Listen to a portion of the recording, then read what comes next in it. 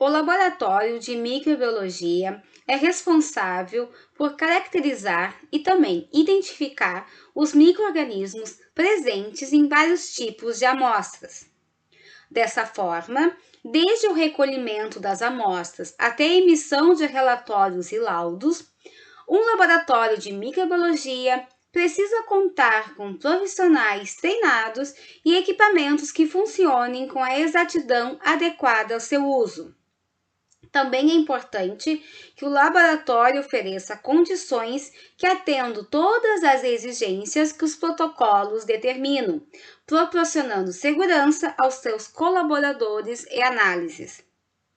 As condições de higiene devem ser rigorosas para evitar possíveis fontes de contaminação que constituem um risco em potencial para todos os envolvidos no trabalho e manuseio.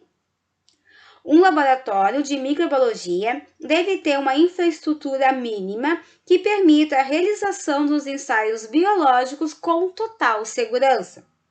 Bancadas de fácil limpeza e asepsia. Pico de Bunsen, utilizado para a manutenção de condições estéreis durante a manipulação dos materiais no ensaio biológico. Capela de fluxo laminar. Promove a recirculação de 100% do ar, criando áreas de trabalho estéreis para o manuseio de materiais biológicos que não podem sofrer contaminação do meio externo, garantindo a proteção das amostras manipuladas. O microscópio permite a visualização das células invisíveis ao olho nu. Autoclave, equipamento que permite esterilizar todos os materiais e soluções empregadas no ensaio biológico, garantindo que não haja micro-organismos que possam alterar o resultado de uma análise microbiológica. Faz o uso de calor úmido, o qual destrói rapidamente os micro-organismos em alta pressão, atingindo uma temperatura de 121 graus Celsius. Estufa microbiológica ou incubadora. Propicia um ambiente ideal para o crescimento microbiano, mantendo a temperatura constante e precisa. Refrigerador. Utilizado para manter baixa a temperatura de amostras coletadas até o momento da análise.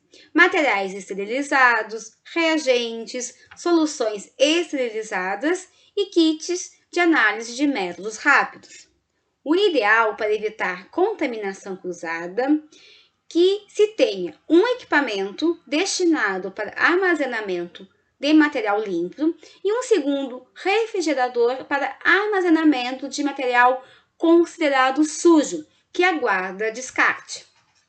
Homogeneizador tipo Stomach, indicado para procedimentos que exigem mistura e homogeneização rápida e segura. Balança semi-analítica ou analítica. Realiza a medição de massa, o peso, dos reagentes, tais como meios de cultura e diluente, a serem utilizados nos ensaios microbiológicos, também empregado para a pesagem de amostras. A diferença entre uma balança semi-analítica e uma analítica é a sua precisão, uma vez que a analítica chega à precisão de 0,0001 grama, ou seja, 10 a menos 4, enquanto a semi-analítica atinge precisão de até 0,001 grama, 10 a menos 3. Na prática, a pesagem de amostras e reagentes não precisa ser rigorosa, porque se trata de substratos a serem utilizados pelos micro-organismos, os quais possibilitam manter a isotonia entre o citoplasma celular e o meio externo, evitando-se a osmose, no caso de soluções diluentes, ou fornecer nutrientes indispensáveis para o ótimo desenvolvimento microbiano, no caso, os meios de cultura. Chapa de aquecimento ou forno micro-ondas, para fundir meios de cultura antes de seu uso. Estufa de secagem de materiais, remove a umidade e promove a secagem de materiais o mais rápido possível. Em um laboratório de microbiologia, deve haver um acesso restrito devido ao risco de contaminações e, de preferência, locais separados ou áreas claramente designadas para recepção de amostras e áreas de armazenamento, preparação de amostras, análises laboratoriais, incluindo a incubação, manutenção dos micro-organismos de referência, preparação de vidrarias, soluções, incluindo a esterilização, descarte e descontaminação.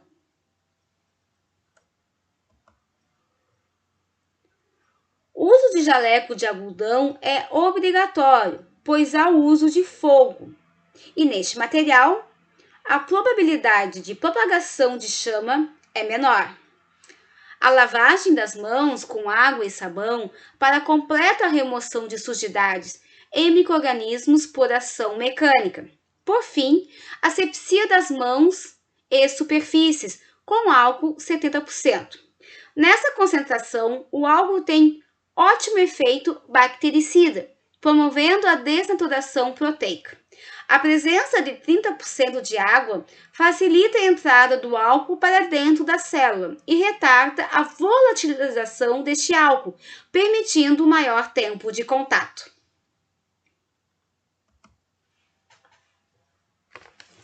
A preparação do material de laboratório para utilização em análises microbiológicas envolve todas as atividades necessárias para garantir que os frascos, utensílios, instrumentos e vidrarias destinados ao contato com as amostras se encontrem totalmente limpos, estéreis e isentos de resíduos químicos e orgânicos no momento do ensaio. Todo este procedimento envolve as atividades de descontaminação, descarte de resíduos sólidos contaminados, lavagem, acondicionamento e esterilização. A respeito de descontaminação e descarte de resíduos, todo este material resultante das análises microbiológicas é altamente contaminado, uma vez que os métodos analíticos promovem a multiplicação dos micro-organismos presentes, elevando seu número em vários milhares de vezes, em comparação com as contagens normalmente encontradas nas amostras. Este material inclui não apenas os meios de cultura onde foi obtido o crescimento microbiano, mas também toda a vidraria e demais utensílios que tenham entrado em contato com os micro-organismos. O material contaminado é submetido à esterilização em autoclave a 121 graus Celsius por 15 minutos, observando se as tampas de todos os frascos com rosca estão afrouxados e se nos estojos de descarte de pipetas há água adicionada para amolecer os resíduos, o que facilita a posterior remoção. Lavagem é uma etapa fundamental no preparo do material de laboratório, principalmente quanto à escolha dos detergentes e aos métodos de enxágue que garante a remoção de resíduos desses agentes. Normalmente se utilizam detergentes aniônicos e, eventualmente, pode ser necessário a aplicação de um agente mais forte, no caso de utensílios que não permitem a introdução de escovas, como as pipetas, por exemplo. O enxágue dos utensílios deve ser feito de forma a garantir a completa remoção dos resíduos de detergente utilizado. Os resíduos desse composto podem interferir nos resultados das análises, tanto por alteração das características dos meios de cultura, como por inibição do crescimento microbiano. Os tubos de Durham, utilizados na técnica de múltiplos tubos, ou NMP, devem ser deixados de molho em recipiente separado para a remoção de sujidades. Já as pipetas devem ter o algodão do bocal removido antes do período de permanência do molho. Ponteiras de pipetas automáticas também podem permanecer de molho para auxiliar na limpeza. O enxágue é realizado em água corrente e em seguida com água destilada pelo menos uma vez. No caso das pipetas, recomenda-se recorrer ao auxílio de um lavador de pipetas, mantendo cada batelada sob enxágue contínuo. Nas situações em que os resíduos são de difícil remoção, se faz o uso de uma solução sulfocrômica, que consiste em 10% de dicromato de potássio em ácido sulfúrico concentrado. A secagem dos utensílios pode ser efetuada mediante o uso de uma estante de secagem, para que esta ocorra naturalmente, ou se emprega uma estufa de secagem, a qual promove a retirada da umidade mais rapidamente. Acondicionamento. Neste tópico, vamos tratar do acondicionamento de frascos e utensílios vazios e limpos, antes do uso em uma análise microbiológica. As placas de Petri devem ser acondicionadas ou em estojos de placas de aço inoxidável ou em grupos de 10 unidades cada. Cada placa deve ser individualmente embrulhada em papel craft ou pardo, como vocês podem visualizar nas fotos. Os grupos de 10 unidades cada também são embrulhados em papel craft e fechados com o auxílio de um barbante. As pipetas devem ter seu bocal preenchido com algodão, embrulhadas também individualmente em papel pardo ou craft. Lembrando sempre de identificar a extremidade superior do embrulho, a que deve ser aberta no momento do uso, com seu respectivo volume. Essas vidrarias embrulhadas, uma a uma, devem ser acondicionadas em estojo porta-pipetas de aço inoxidável com a ponta para baixo, na extremidade oposta à tampa do estojo. O fundo do mesmo deve estar protegido com um chumaço de algodão ou gaze para evitar danos às pontas das pipetas. Na falta de um estojo, também é possível fazer um pacote com papel craft para acondicionar as pipetas embrulhadas individualmente. Pacotes com 5, 10, 15 pipetas identificados para saber quantas pipetas tem em cada pacote e qual o volume. Os tubos de ensaio devem ser tampados com tampão de algodão ou gaze ou com suas respectivas tampas, no caso de tubos rosqueáveis. O acondicionamento deve ser efetuado em grupos, em cestas apropriadas, lembrando sempre de afrouxar as tampas dos tubos de rosca. A parte superior da cesta deve ser coberta com papel craft e amarradas com barbante. Os frascos de homogeneização e outros frascos vazios, como erlemeias, também devem ser tampados com tampão ou com sua respectiva tampa, de forma afrouxada. A tampa ou tampão também devem ser cobertos com papel craft e amarradas com barbante. Para lembrar, se fala que as tampas de todos os tubos e frascos rosqueáveis, eles têm que ser afrouxados porque esses materiais, sob a ação do calor, se dilatam. Demais utensílios como espátulas, pinças, caixas com ponteiras de pipetas automáticas devem ser embrulhadas individualmente também com papel craft, lembrando de identificar a extremidade que deve ser aberta no momento do uso. Pacotes para acondicionar mais de uma unidade de um mesmo utensílio também podem ser feitos com papel craft e barbante para facilitar o uso, tal e qual já foi comentado com as placas de Petri e pipetas. A esterilização de todos os materiais é realizada em autoclaves a 121 graus Celsius por 15 minutos, mediante emprego de calor úmido, ou seja, vapor d'água. Não recomenda-se o uso do equipamento cheio para facilitar a transferência de calor. Após o término do processo de esterilização, todas as tampas de tubos de ensaio e frasco agora devem ser completamente fechadas.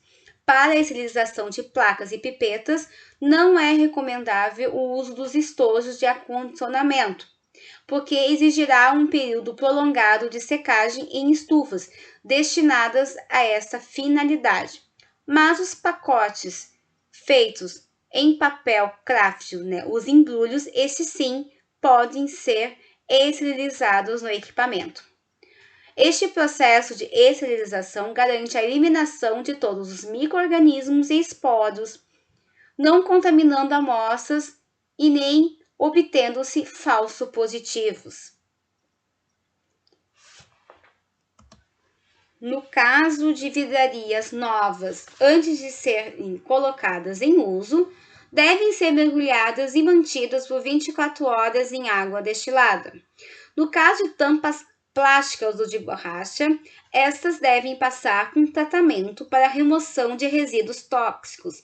Para tanto, mergulhar em água destilada, autoclavar por 121 graus Celsius por 15 minutos e enxaguar novamente com água destilada. Este procedimento deve ser repetido mais de uma vez.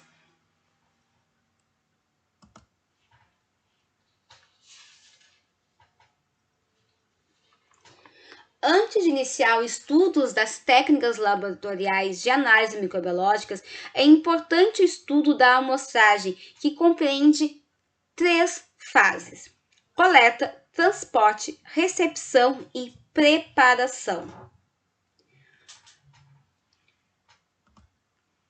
Além disso, alguns termos devem ser conhecidos previamente para uma correta compreensão a respeito de amostragem.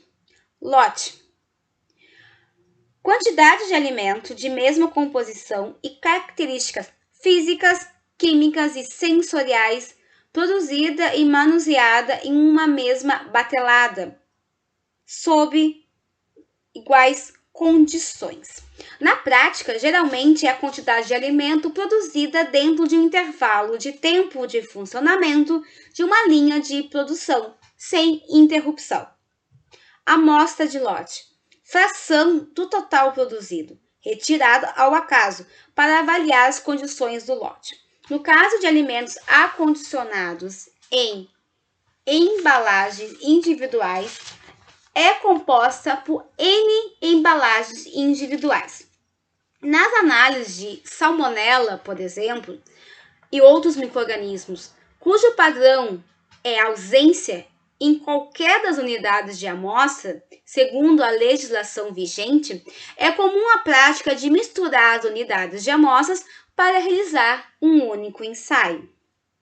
Plano de amostragem: os mais utilizados são os planos de 2 ou 3 classes. 2 classes classificam os lotes em 2 categorias: aceitável ou inaceitável, dependendo dos resultados das análises das N unidades de amostra. Mais aplicado no caso de ensaios de presença, ausência, como já mencionado, a salmonela, em que a sua ausência é aceitável e a presença em qualquer das N unidades de amostra é inaceitável. Já o plano de 3 classes classifica os lotes em 3 categorias: aceitável, qualidade intermediária, aceitável e inaceitável. Recomendado para ensaios qualitativos, para os quais o padrão não é ausência, mas sim valores compreendidos dentro de uma faixa delimitada entre os parâmetros M em minúsculo e M maiúsculo, conforme apresentado na legislação vigente. Vamos ver a definição destes parâmetros. O que é N? Que já foi mencionado. N é igual ao número de unidades de amostras a serem colhidas aleatoriamente de um mesmo lote para serem analisadas individualmente. M minúsculo é igual ao padrão microbiológico estabelecido para um dado microorganismo em um determinado alimento. No plano de 3 classes, esse valor separa um lote aceitável de outro com qualidade intermediária aceitável. O parâmetro M maiúsculo, ele é utilizado em planos de amostragem de 3 classes. É considerado o limite tolerável acima do padrão M minúsculo, que pode ser atingido por algumas unidades de amostras, mas não pode ser ultrapassado por nenhuma. No plano de 3 classes, separa o lote com qualidade intermediária de um lote inaceitável. Parâmetro C. Entre as N unidades de amostra, é o número máximo de unidades que podem ser aceitas com contagem acima do padrão M minúsculo, desde que não acima do limite M maiúsculo. Unidade analítica.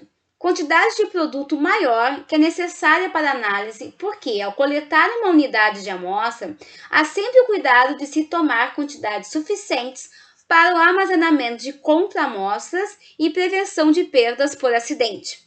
O conceito é quantidade de alimento efetivamente utilizada na realização de um ou mais ensaios da unidade de amostra. Normalmente, se utiliza uma unidade analítica para os ensaios gerais de quantificação, como os de aeróbios mesófilos totais, bolores e leveduras, coliformes totais e termotolerantes, ausência de salmonela. E outras unidades analíticas para cada ensaio que necessita de tratamento diferenciado da amostra, como, por exemplo, para esporos de bactérias e para análise de bolores termorresistentes. Para a coleta de amostras, deve-se seguir os seguintes procedimentos: amostras e embalagens individuais, coletar e encaminhar para análise em sua embalagem comercial fechada e intacta. Cada embalagem unitária constitui uma unidade N de amostra e devem ser coletadas tantas unidades de amostra quantas forem requeridas no plano de amostragem. Se a embalagem unitária contiver uma quantidade de alimento insuficiente, deve-se coletar várias embalagens unitárias como parte de uma mesma unidade de amostra. No momento da análise, junta-se o conteúdo dessas diversas embalagens em um único frasco estéril, misturando bem e retirando-se então a unidade analítica. Já para as amostras acondicionadas em tanques ou grandes embalagens, deve-se transferir porções representativas da massa total para frascos ou bolsas de coleta estéreis sob condições assépticas. Para a coleta de amostras de torneiras e tubulações, deve-se higienizar a área externa da saída com solução sanitizante, como, por exemplo, hipoclorito de sódio a 100 mg por litro ou álcool 70%. Abrir totalmente a torneira e deixar a água fluir de 2 a 3 minutos para limpar a tubulação. Reduzir o fluxo para coletar a amostra em frasco esterilizado, sem respingos para fora do recipiente de coleta. A amostra de água clorada deve ter o cloro residual neutralizado imediatamente após a coleta, para impedir a continuação do efeito bactericida sobre a microbiota presente. Para tanto, adicionar os frascos de coleta antes da sua esterilização 0,1 ml de solução de tiosulfato de sódio 3% para cada 100 ml de água coletada, o que neutraliza 5 mg de cloro residual por litro de amostra.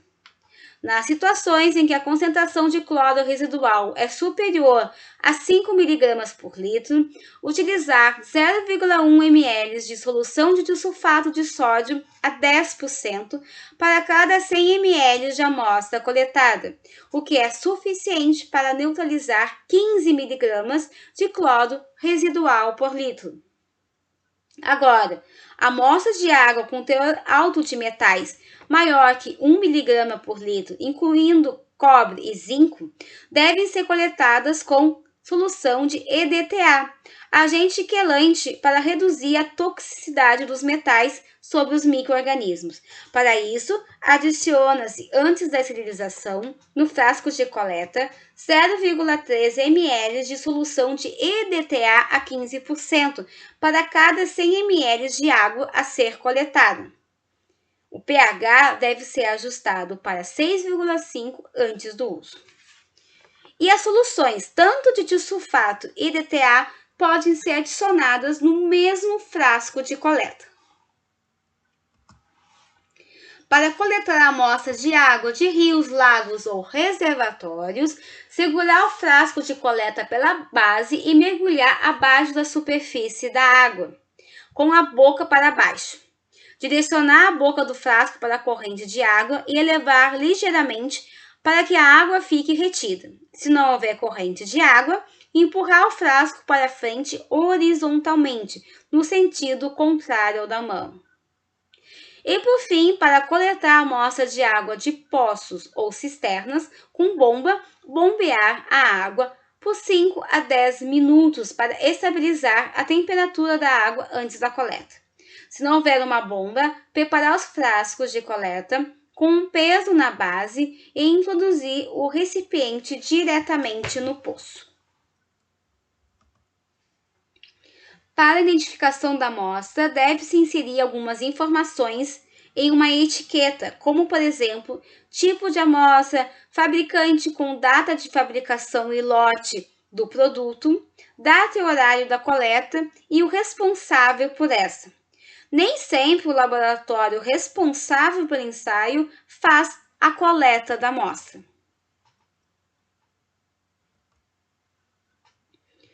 Em relação ao transporte, via de regra, deve-se transportar e estocar as amostras de alimentos da mesma forma como o produto é normalmente transportado e comercializado.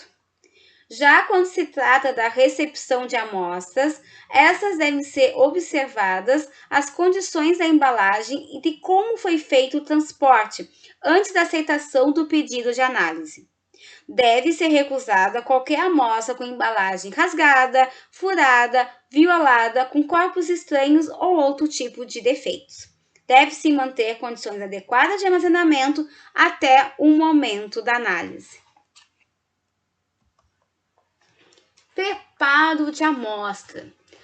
Todos os instrumentos e utensílios utilizados na abertura das embalagens e retirada das unidades analíticas, como por exemplo tesouras, pinças, facas, espátulas, devem ser previamente esterilizadas ou sofrer asepsia com álcool 70% e flambado antes do uso. Antes de abrir a embalagem, efetuar a asepsia da área externa, também com álcool 70%, para remover os contaminantes presentes. A retirada da amostra da unidade analítica deve ser efetuada após a homogeneização desta, para garantir que a porção a ser removida seja representativa de todo o material. Os procedimentos para se conseguir uma boa homogeneização são diferentes para produtos líquidos, produtos sólidos e produtos com contaminação predominantemente superficial. Amostras líquidas com viscosidade não maior que a do leite. Quando acondicionadas em frasco em espaço suficiente para agitação, inverter a embalagem 25 vezes. Com 2/3 do espaço preenchido no interior do frasco, inverter 25 vezes em um arco de 30 centímetros. Se não houver espaço livre para agitação, utilizar um segundo frasco estéril e transferir a amostra de um frasco para outro por 3 vezes. Quando houver formação de espuma, aguardar que esta se disperse. Para amostras gaseificadas, como refrigerantes e similares, transferir o conteúdo para um frasco estéril de boca larga e com a tampa ligeiramente aberta, agitar em homogeneizador do tipo shake, como demonstrado na figura direita, até a completa expulsão dos gases. A retirada da amostra deve ser realizada com o auxílio de uma pipeta, inserida em uma profundidade não maior que 2,5 centímetros abaixo da superfície do líquido. Amostras sólidas ou líquidos concentrados. Para diferentes tipos de alimentos, há procedimentos mais adequados para a homogeneização e retirada de uma unidade analítica. Por exemplo, para produtos em pó, deve-se homogeneizar, agitando e invertendo a embalagem com as mãos até completa mistura. Se a embalagem original não tiver espaço livre para homogeneização, transferir todo o conteúdo para um frasco maior. A unidade analítica deve ser retirada com uma espátula estéril. Em produtos pastosos ou moídos, o conteúdo deve ser revolvido com o auxílio de uma espátula estéril e a unidade analítica retirada também com uma espátula previamente esterilizada. Já para produtos muito duros, recomenda-se colocar estes em uma bolsa estéril e fragmentar em pequenas partes com o emprego de um martelo esterilizado. Quando a amostra é heterogênea, como por exemplo, bolos recheados e pratos prontos para o consumo, a unidade analítica deve ser composta por porções das diferentes camadas, considerando a proporção presente no produto. Uma outra alternativa consiste em homogeneizar todo o produto e retirar a unidade analítica da maceração. Se optar pelo uso de um liquidificador, recomenda-se um tempo de homogeneização que não ultrapasse 1 minuto, para evitar aquecimento excessivo. No caso de amostras congeladas, recomenda-se efetuar o descongelamento sob refrigeração por no máximo 18 horas na embalagem original. Temperaturas superiores podem ser empregadas para descongelamento, mas não superior a 40 graus Celsius por 15 minutos, e nesse caso é requerida agitação frequente. Já no caso de grandes blocos de alimentos congelados, os quais não podem ser descongelados para análise, deve-se utilizar uma furadeira elétrica com broca previamente esterilizada, combinada com um funil estéril para recolher a unidade analítica. A amostra de superfícies, aplique-se a técnica do esfregaço realizada com suaves para compor a unidade analítica de amostras provenientes de carcaças de bovinos, suínos, aves e peixes, e também de superfície de equipamentos, bancadas, utensílios e embalagens. Para isso, deve-se retirar o suave de sua embalagem original estéril, segurando a haste na extremidade oposta à do algodão. Este deverá ser umedecido em diluente, comprimindo-o contra as paredes do frasco para a remoção do excesso de líquido. Usando um molde estéril de 50 cm², delimitar a área a ser amostrada, aplicando o suave com pressão, descrevendo movimentos da esquerda para a direita e depois de baixo para cima. O suave deve ser rodado continuamente para que toda a superfície do algodão entre em contato com a amostra. Após transferir o suave para o frasco de diluente, quebra-se a haste na borda interna. Com o suave seco, repetir a coleta da amostra e recolher no mesmo frasco diluente que o outro suave umedecido se encontra. Se faz um plaqueamento por superfície, deixa-se por 48 horas a 37 graus e verifica-se o crescimento de micro-organismos. Agora nós vamos conversar um pouquinho a respeito de diluição de amostras, etapa que antecede a análise laboratorial. Após a obtenção e homogeneização da unidade analítica, essa deve ser diluída com um diluente adequado para permitir a inoculação da amostra nos meios de cultura. Os alimentos podem conter diferentes quantidades de micro-organismos, oscilando de 0 até bilhões. Os métodos de contagem de micro-organismos devem ser capazes de contar qualquer nível de contaminação. A estratégia a ser utilizada é diluir a amostra, pois dessa forma a quantidade de micro-organismos também será diluída. Consequentemente, em alguma diluição será possível realizar uma contagem segura. Normalmente, as diluições são realizadas com fator de diluição 10. Usualmente, os procedimentos de análise orientam a diluição de 1 ml de alíquota em 9 ml de diluente apropriado. É uma proporção de 1:9. 1 volume de diluição em 9 volumes de diluente. 1 ml em 9 ml, total de 10 ml, pois 1 mais 9 é igual a 10. O que é diluente? É uma solução que contém a quantidade mínima de nutrientes necessária para manter a população de micro-organismos estáveis até o momento do ensaio laboratorial. Mais especificamente, mantém a isotonia celular, que é um estado de equilíbrio osmótico entre o citoplasma e o meio externo. Qual a substância mais empregada? Normalmente é a peptona, que é uma mistura de aminoácidos e polipeptídeos resultantes de uma ação enzimática proteolítica, como por exemplo a pepsina, sobre proteínas de origem animal, carne e leite.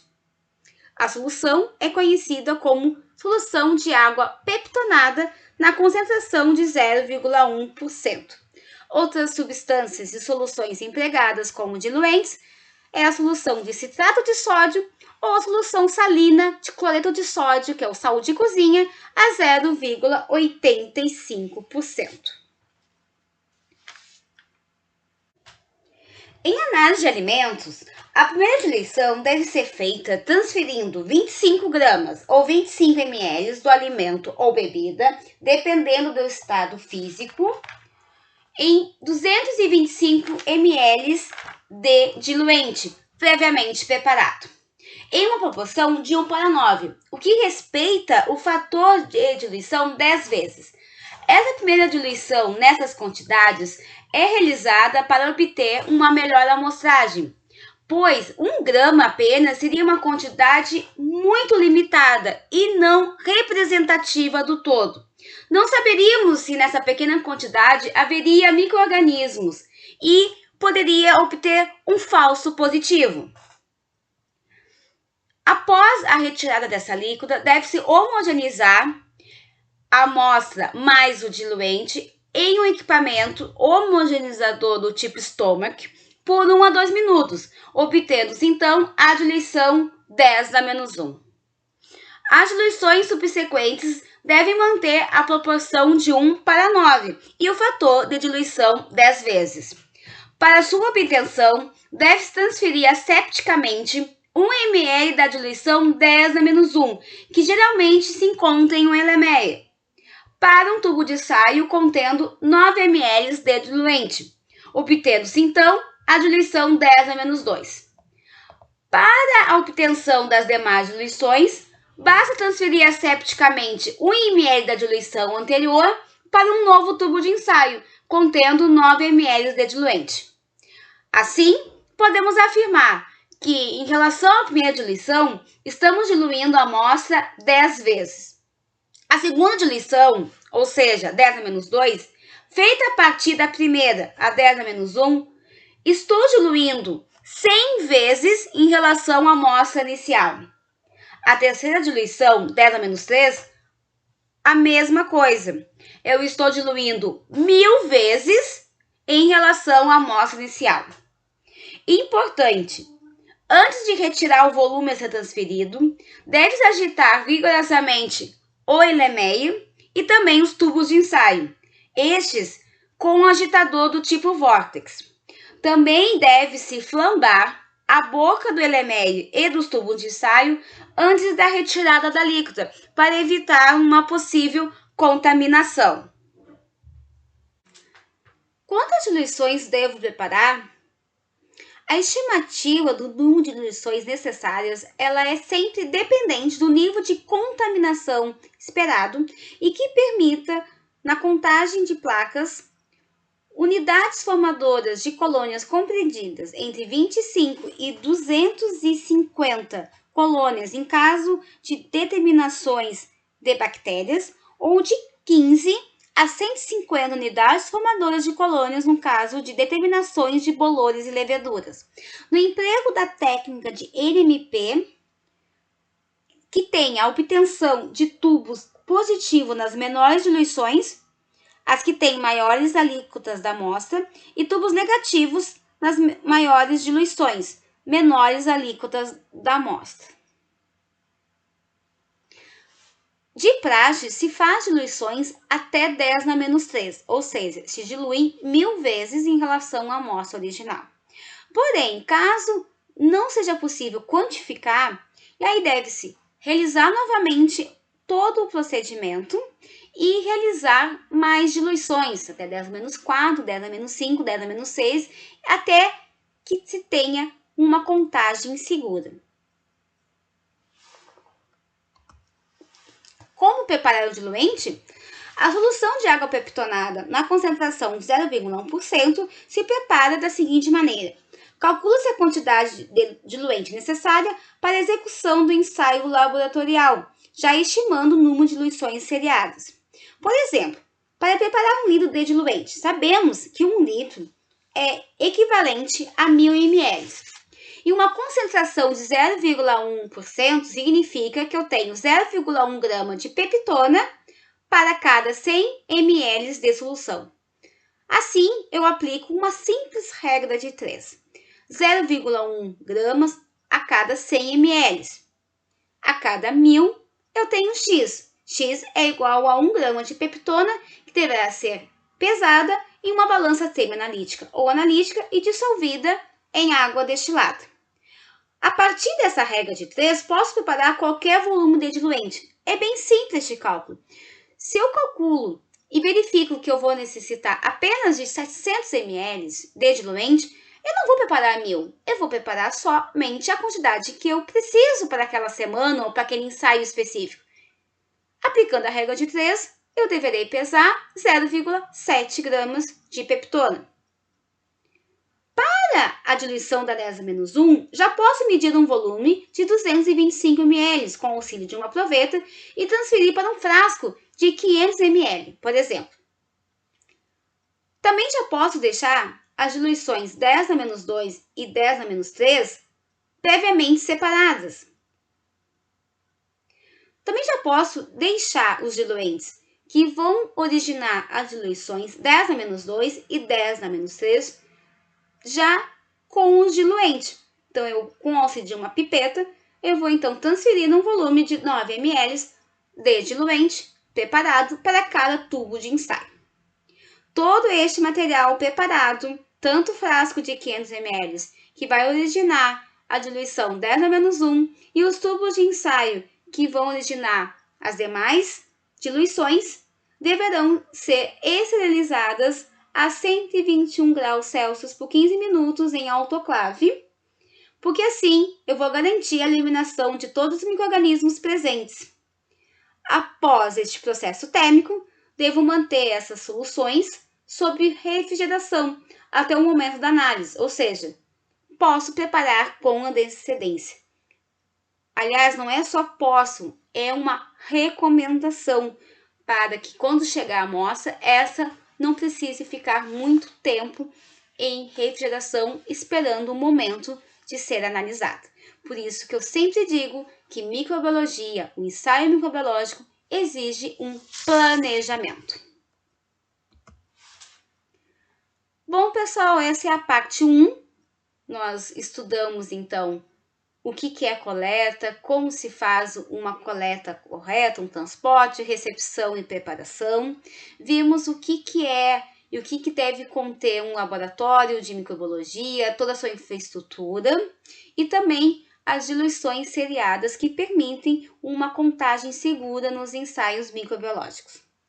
A parte 2 virá em uma nova videoaula, onde vamos então conversar a respeito do meio de cultura, como se preparem os diferentes meios de cultura, as técnicas de contagem em placas, a técnica de tubos múltiplos, que é conhecida como número mais provável, NMP, e também os métodos rápidos que vieram para facilitar a detecção dos micro-organismos e obter relatórios, resultados, laudos mais rapidamente. Até breve!